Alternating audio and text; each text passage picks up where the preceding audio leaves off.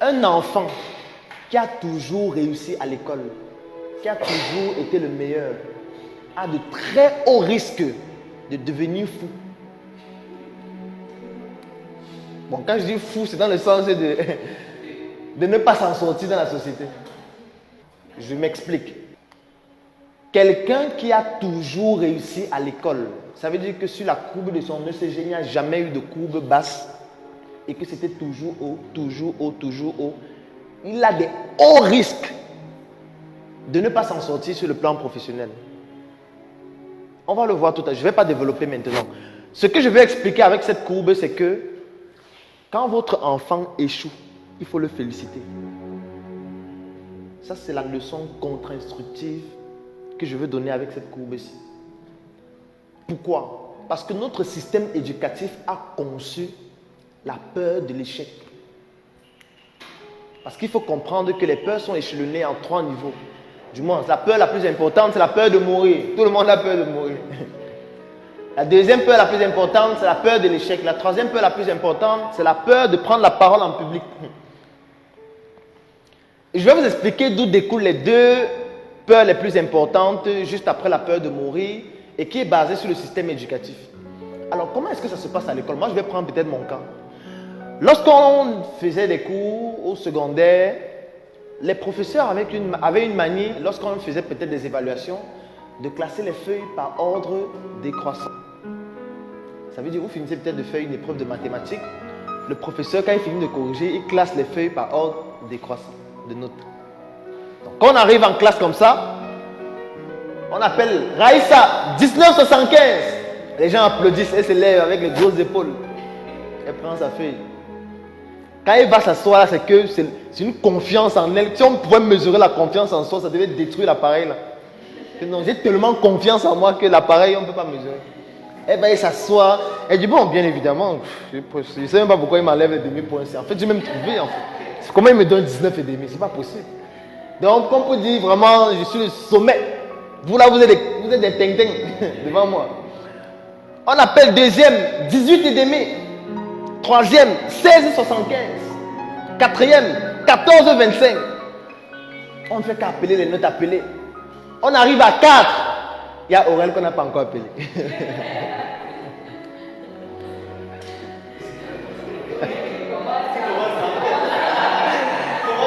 Il commence à se dire, sûrement ils ont oublié ma feuille. Peut-être ma feuille n'est pas ici. On arrive à 2,75. On ne l'appelle toujours pas. Hey, l'affaire c'est compliqué. 1,75. 1,5. On ne l'appelle toujours pas. Il s'est dit que bon, peut-être il n'y a pas ma feuille. Parce que vraiment, il pense avoir trouvé quand même. Il trouve au moins 2 exercices. Et puis contre toute attente, on appelle Aurel 0,25. Quand le gars se lève, c'est le poids de l'échec qui l'accompagne. Le regard des autres le martyrise. Il a un sentiment qui l'anime, qui lui fait comprendre que ta place, ce n'est pas ici. Regarde comment tu te fais humilier. Tu as 0,25. Alors que la première a 19,5. Et que tu ne comprends rien. Tu ne sais à rien. Tu ne vaux rien et tu es un cancre. Ça, c'est le regard de ses camarades qui sont en train de l'accompagner. Les regards de ses camarades qui l'accompagnent quand il va prendre sa feuille. Il va et il s'assoit. Sur sa feuille, on a mis une petite mention. Qu'est-ce qu'on met quand quelqu'un a 0,25? Nul. Non, médiocre, non, comment médiocre? Médiocre, c'est 9, c'est 8. C'est qu'il n'y a même pas de qualificatif. Connaissance fébrile. Doit reprendre. Absentéiste. Ne comprend rien. Quand il rentre à la maison, c'est pour ça que l'application dont je vous parlais hier, qui permet de donner les notes directement aux parents, a du succès. Parce qu'il ne va pas vouloir montrer la feuille à la maison. Quand il rentre à la maison, il va se dire, mais hey, si mon père voit ça, c'est foutu. 0,25. Je suis en classe tous les jours. Je suis les cours tous les jours, comme tous les autres. J'étudie comme tous les autres, 0,25. Plus on va répéter cela, plus il va intérioriser le fait qu'il est un cancre. Il va intérioriser le fait qu'il ne vaut rien. il va intérioriser le fait que quand il a eu ça, on lui a fait comprendre que tu ne vaux rien parce que les autres ont de bonnes notes. Comment toi tu fais pour ne pas avoir ça? On va prendre la plaque-ci. On va lui demander de marcher. Il va marcher avec la plaque comme pour dire je ne suis nul, je ne suis rien. Et c'est extrêmement dangereux. C'est extrêmement dangereux parce que peut-être Aurel est très fort aux jeux vidéo.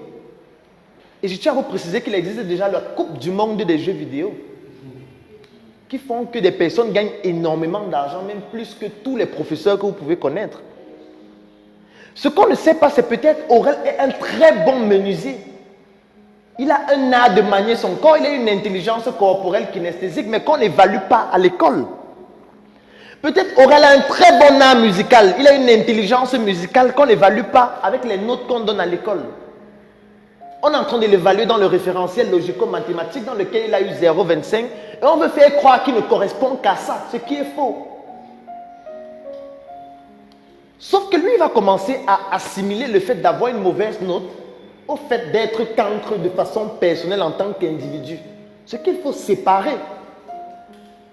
Parce que quand vous avez 0,25, c'est juste que le travail que vous avez fourni pour cette épreuve de mathématiques n'a pas respecté les canaux qu'on voulait. Ça ne veut pas dire que vous, en tant qu'individu, vous êtes cancre. Non. C'est juste que le travail que vous avez fourni n'a pas respecté ce qu'on attendait.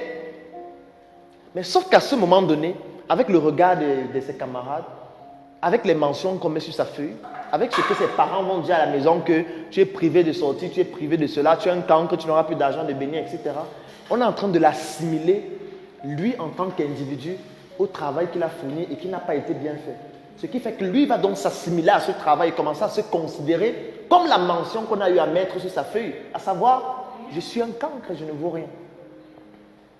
Et la conséquence directe, c'est quoi?